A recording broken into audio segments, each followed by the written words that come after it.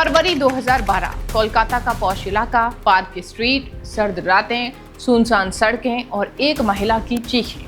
वो मदद की मांग कर रही थी, इंसाफ मांग रही थी, लेकिन कुछ घंटों बाद ही सत्ता के सबसे ऊंचे मंच से उसकी आवाज को झूठ बता दिया गया। जरा सोचिए, अगर किसी राज्य का मुख्यमंत्री बिना जांच के किसी पीड़िता की कहानी को साजिश कह दे, तो क्या उस सिस्टम में बैठा कोई पुलिस अधिकारी सच के साथ खड़े होने की हिम्मत कर सकता है? जवाब आसान है, ज्यादातर लोग चुप हो जाते हैं, फाइलें दब जाती हैं और पीड़िताएं सिस्टम से हार लेती हैं। लेकिन इस दौर में एक महिला आईपीएस अधिकारी थी जिन्होंने सत्ता की तरफ नहीं, सबूतों की तरफ खड़े होने का फैसला किया, जिनका नाम था दमयंती सेन। आज एक बार फिर से वो पूरे बंगाल में इनका नाम चर्चा में है। करीब 14 साल बाद जब बंगाल की राजनीति बदल चुकी है और सत्ता के गलियारों में एक बार फिर से दमयंती सेन का भरोसेमंद चेहरा माना जा रहा है। लेकिन सवाल ये है कि 2012 में आखिर ऐसा क्या हुआ था जिससे दमयंती सेन को पूरे देश में चर्चा का विषय बना दिया गया। कहानी शुरू होती है फरवरी 2012 से। कोलकाता के पार्क स्ट्रीट इलाके में एक महिला के साथ चलती कार में एक वारदात को अंजाम दिया गया। मामला बेहद संवेदनशील था। मीडिया में खबरें फैलते ही पूरे बंगाल में हड़कंप मच गया। उस वक्त दमयंती सेन कोलकाता पुलिस में पहली महिला ज्वाइंट कमिश्नर क्राइम थी।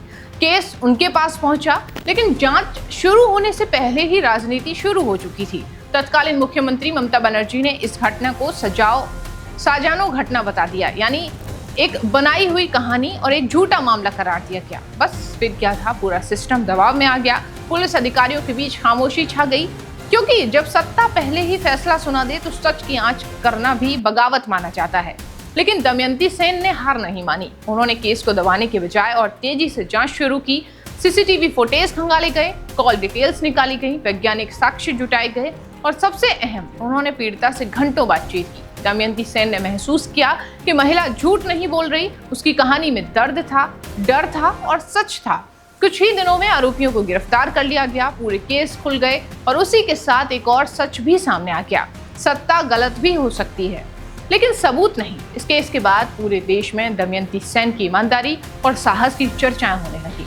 लोग कहने लगे कि अगर सिस्टम में ऐसे अधिकारी हो तो शायद पीड़िताओं को न्याय मिल सकता है। लेकिन बंगाल की राजनीति में सच बोलने की कीमत बहुत भारी थी। जिस दिन दमयंती सेन ने आरोपियों को जेल पहुंचाया, उसी दिन कुछ ही घंटों के भीतर उनका तबादला कर दिया गया। उन्होंने क्राइम ब्रांच जैसी हाई प्रोफाइल पद से उन्हें हटाकर बैरकपुर पुलिस ट्रेनिंग कॉलेज उन्हें भेज दिया गया। कागजों में इसे सामान्य ट्रांसफर बताया गया, लेकिन जनता इसे समझ चुकी थी। लोगों ने कहा कि ये ईमानदारी की सजा है। इसके बाद कई सालों तक दमयंती सेन को फील्ड पोस्टिंग से दूर रखा गया। जिस अधिकारी को अपराधियों के खिलाफ मोर्चा संभालना चाहिए था, उसे नई भर्ती पुलिसकर्मियों को ट्रेनिंग देने तक सीमित कर दिया गया। लेकिन यहाँ सबसे बड़ी बात ये रही कि दमयंती सेन कभी कैमरों के सामने रोती हुई नहीं दिखाई दी। उन्होंने प्रेस कॉन्फ्रेंस नहीं की, सिस्टम के खिलाफ बयानबाजी नहीं की। उन्होंने सिर्फ अपना काम किया, क्योंकि उन्हें भरोसा था कि वक्त हमेशा एक जैसा नहीं रहता। और फिर वक्त बदला। 2026 में बंगाल की राजनीति ने नई करवट ली। राज्य में भाजपा की सरकार बनी। मुख्यमंत्री शुभेंदु ने दमयंती सेन को फिर से बड़ी जिम्मेदारी सौंपी। उन्हें women and child safety commissionerate का प्रमुख बनाया गया।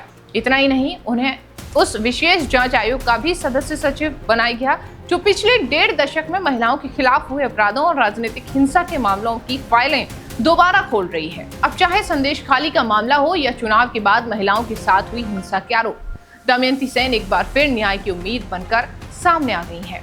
आज उन्हें वही ताकत और वही फ्री हैंड मिला है जिसकी कमी 2012 में महसूस की गई थी। और शायद यही वजह है कि बंगाल में लोग अब तक ये सवाल पूछ रहे हैं कि अगर 2012 में एक महिला अधिकारी सत्ता के दबाव के आगे नहीं झुकी, तो 2026 में वही अधिकारी न्याय की तस्वीर कितना बदल सकती है। फिलहाल बंगाल की जनता की नजरें दमयंती सेन पर टिकी हैं। इस खबर पर आपकी क्या राय है? क्या देश को दमयंती सेन जैसे और अधिकारियों की जरूरत है? कमेंट करके अपनी राय जरूर लिखें। मैं हूं निकिता और आप देख रहे हैं खबर एक्सपर्ट।